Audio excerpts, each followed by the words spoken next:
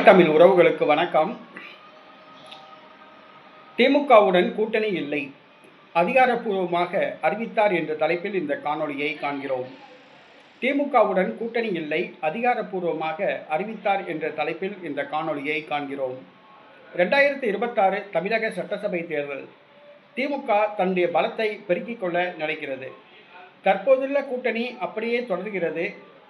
ஆனால் கூட்டணி கட்சிகள் மதில் மேல் பூனையாக உள்ளன. ஆகையால் கூட்டணிக்கு பலம் சேர்க்கும் விதமாக பல கட்சிகளை திமுக இழுக்க முயற்சித்து வருகிறது. ரகசிய பேச்சுவார்த்தை நடத்தி வருகிறது. இந்த சூழ்நிலையில் திமுகவுடன் கூட்டணி கிடையாது என்று ஒரு பிரபல கட்சியின் தலைவர் அதிகாரப்பூர்வமாக அறிவித்துள்ளார். ஆம், இந்திய குடியரசுக் கட்சி தலைவர் சேக்கு தமிழரசன் திமுகவுடன் கூட்டணி கிடையாது, ஒட்டோ உறவோ கிடையாது என்று தெரிவித்தார். சேக்கு தமிழரசன் 2 முறை தமிழக சட்டசபை உறுப்பினராக பதவி வைத்தவர். வட மாவட்டங்களில் பறையர் சமுதாயத்து வாக்குகள் அவருக்கு உள்ளன. அவர் திமுகவுடன் கூட்டணி இல்லை என்று அறிவித்துள்ளார். மேலும் தமிழக வெற்றி கழக தலைவர் விஜய் மு.க. ஸ்டாலினை அங்கிள் என்று கூப்பிட்டதில் தவறேதும் கிடையாது.